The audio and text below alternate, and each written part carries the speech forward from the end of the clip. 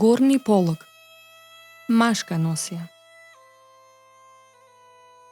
Етничкиот предел Горни полог го зафаќа југозападниот дел од Полошката котлина, со изворот на Вардар.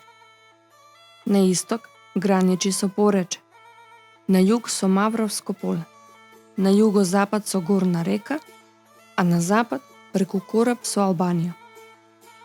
Главен административен центар бил градот Гостивар. Населението од секогаш било мешано, но христијанското население било од секогаш потиснато, особено во турското владење. Многу често им било забранувано да одржуваат собори, а немале можност за голема социјализација, ниту пак можност да ги покажат своите таленти за игра, песна, па ни за прекрасно изработените носи и накид. Ова било главната причина за појавата на печалбарството во овој крај. Токму печалбарството придонело женската носија да биде една од побогатите носии во Македонија. И спротивно, за побрзо да се исфрли од употреба машката носија. Машката носија од Горни полог ја сочинувале кошула, антерија, минтан, јелек, чакшири, џулија, појас, чорапи, кожур и кап. Кошулата е од бело, домашно ткаено платно. Кроена е со рамни ракави, собрани со манжетни. Од страните е благо проширена, без корел. Се носела вовлечена во чакширите.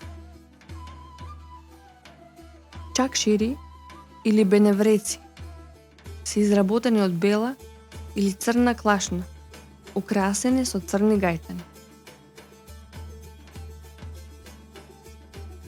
Антерија и минтан се горни до појасни облеки од пругаста ткаенина аладжа, украсени со гајтани и срмен вес. Јелек е до појасна облека од црвено кадив, украсен со срма. Џулија е куса до појасна облека од црна клашна, со ракави до лактите, со голема правоаголна јака која се формира и во ѓулавка. Појасот се нарекувал арчлија, бил ткаен од купечки памук.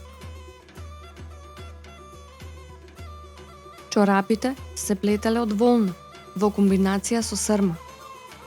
Основни бои биле црвена и зелена.